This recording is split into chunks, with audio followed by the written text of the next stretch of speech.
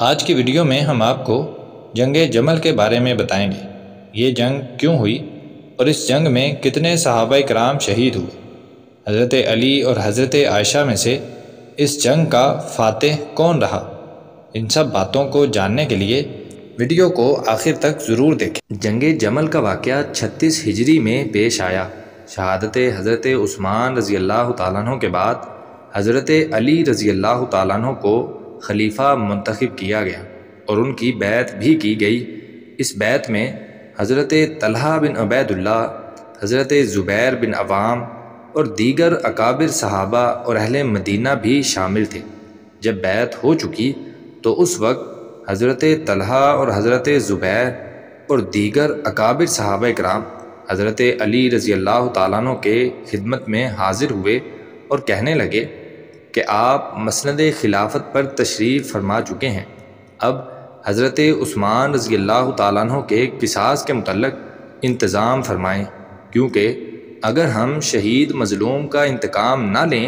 اور فسادیوں کا قلع کما نہ کریں تو کہیں ایسا نہ ہو کہ ہمارا رب ہم سے ناراض ہو جائے۔ اس مطالبے کے جواب میں حضرت علی رضی اللہ تعالیٰ عنہ نے یہ عذر پیش کیا، کہنے لگے کہ ان لوگوں کو مددگار اور حمایتی حاصل ہیں، اس لیے یہ کام اس وقت نہیں ہو سکتا، حالات کے سازگار ہونے کے بعد یہ کام ہو جائے گا۔ بہرحال یہ جواب ان حضرات کو مطمئن نہ کر سکا، کیونکہ قاتلان حضرت عثمان نے حضرت علی رضی اللہ تعالیٰ عنہ کی بیعت کر کے ان کے پاس پناہ لے رکھی تھی، جیسا کہ حضرت شاہ ولی اللہ رحمہ اللہ کہتے ہیں کہ قاتلان عثمان کو اس کے علاوہ اور کوئی چارہ نہ ملا کہ وہ حضرت علی رضی اللہ تعالیٰ عنہ کی بیعت کریں اور ان کی پناہ میں آ جائیں۔ پھر اس کے بعد حضرت طلحہ اور حضرت زبیر رضی اللہ تعالیٰ عنہما نے عمرہ کی غرض سے مکہ کا سفر شروع کیا۔ جب مکہ پہنچے تو حضرت عائشہ رضی اللہ تعالیٰ عنہا کے علاوہ اور امہات المومنین بھی عمرہ کرنے کی غرض سے مکہ پہنچ چکی تھی۔ بعد میں حضرت عبداللہ بن عمر اور دیگر حضرات مکہ تشریف لے گئے۔ یوں مکہ میں صحابہ کرام اور امہات المومنین اور دیگر حضرات کا اجتماع ہوا۔ ان تمام کا مقصد ایک ہی تھا کہ حضرت عثمان کا خون جو بہایا گیا ہے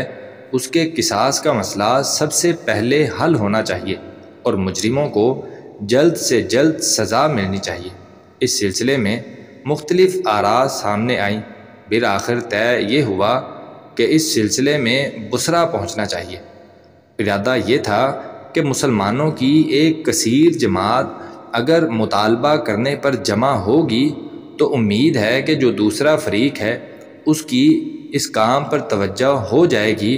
اور ان لوگوں کو جلد سے جلد سزا مل جائے گی۔ اس سفر میں حضرت عائشہ رضی اللہ تعالیٰ عنہ کو بھی شامل رہنے کی درخواست کی گئی تاکہ اصلاح کی کوئی صورت پیدا ہو سکے۔ پھر ان سب لوگوں نے بصرہ کی طرف سفر شروع کر دیا۔ حضرت علی رضی اللہ تعالیٰ عنہ کو جب اطلاع ملی تو انہوں نے بھی اپنے ساتھیوں کے ساتھ بصرہ کی طرف سفر شروع کیا۔ بصرہ کے قریب جب دونوں جماعتیں اپنے اپنے مقام پر پہنچیں تو بعض معتبر حضرات کے ذریعے مصالحت کی کوشش شروع ہو گئی اور آپس میں گفتگو جاری ہوئی۔ اس موقع پر حضرت قعقاع بن عمر التیمی حضرت عائشہ رضی اللہ تعالیٰ عنہا اور ان کی جماعت کے پاس آئے اور کہنے لگے کہ اے ام المومنین، اس شہر میں آپ کا تشریف لے آنا اس کا کیا مقصد ہے؟ تو ام المومنین نے فرمایا کہ اے بیٹے، میرا مقصد یہ ہے کہ لوگوں کے درمیان اصلاح ہو جائے اور ان کی صلح ہو جائے۔ اس پر حضرت قعقاع رضی اللہ تعالیٰ عنہ نے فرمایا کہ اس کی بہترین صورت یہ ہے کہ آپ حضرت علی رضی اللہ تعالیٰ عنہ کے ہاتھ پر بیعت کریں تاکہ مسلمانوں میں انتشار کی یہ فضا ختم ہو جائے اور اتفاق پیدا ہو جائے، تاکہ حضرت عثمان کا بدلہ لینا آسان ہو جائے۔ افہام و تفہیم کے اس بیان کے بعد حضرت طلحہ، حضرت زبیر اور حضرت عائشہ ان سب نے فرمایا کہ آپ کی بات درست ہے اور ہم اس پر آمادہ ہیں، آپ آ جائیں اور ہم بیعت کر لیں۔ جب حضرت علی رضی اللہ تعالیٰ عنہ کو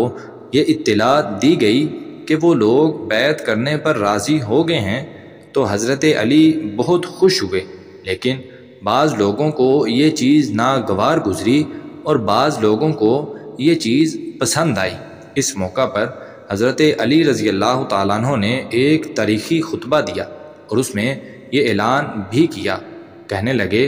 کہ ہم کل یہاں سے روانہ ہوں گے اور حضرت عائشہ رضی اللہ تعالیٰ عنہ والے گروہ کے پاس جائیں گے، اور خبردار جس نے بھی حضرت عثمان رضی اللہ تعالیٰ عنہ کے قتل پر کسی بھی قسم کی مدد کی ہے وہ ہم سے الگ ہو جائے، وہ ہمارے ساتھ نہ رہے۔ جب یہ اعلان ہوا تو فتنہ انگیز گروہ کے سربراہ شریح بن اوفا، البا بن حیثم، سالم بن ثعلبہ العبسی اور عبداللہ بن سبا، یہ سب لوگ سخت پریشان ہوئے اور انہیں اپنا انجام نظر آنے لگا۔ پھر اگلے ہی دن دونوں جماعتیں صلح کے مقام تک پہنچ چکی تھیں اور حضرت علی رضی اللہ تعالیٰ عنہ حضرت عثمان کے قاتلین کو سزا دینے پر راضی تھے، اور حضرت طلحہ اور حضرت عائشہ وغیرہ یہ سب حضرت علی رضی اللہ تعالیٰ عنہ کی بیعت کرنے پر راضی تھے۔ ان حالات میں ان سب لوگوں نے خیر اور سلامتی سے رات گزاری، لیکن جو قاتلین عثمان تھے اور فتنہ برپا کرنے والے لوگ تھے انہیں یہ خوف لاحق ہوا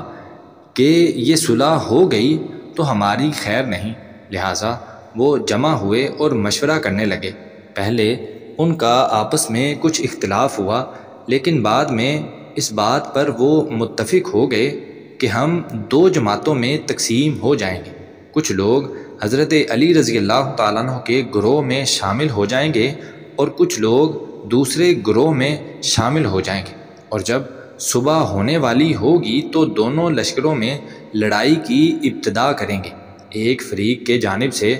دوسرے پر تیر اندازی کریں گے، اور جو حضرت علی رضی اللہ تعالیٰ عنہ کے لشکر میں ہوں گے وہ فریاد کریں گے کہ حضرت طلحہ والوں نے عہد شکنی کی ہے، اور جو لوگ حضرت طلحہ والوں میں ہوں گے وہ فریاد کریں گے کہ حضرت علی رضی اللہ تعالیٰ عنہ کے گروہ نے عہد شکنی کی ہے۔ مختصر یہ کہ یہ قتال اور دفاع دونوں فریقین کی،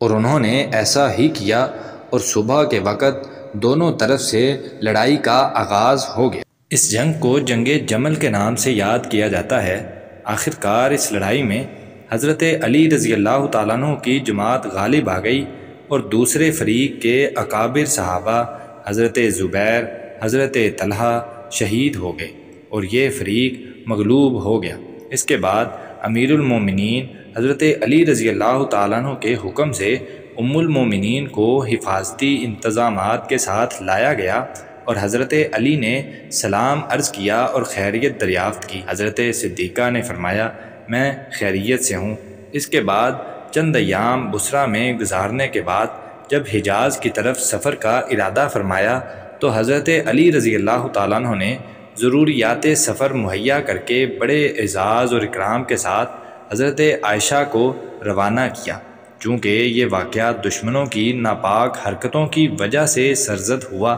اس لیے اس واقعہ پر دونوں فریقین کی طرف سے اظہار افسوس پر روایات منقول ہیں۔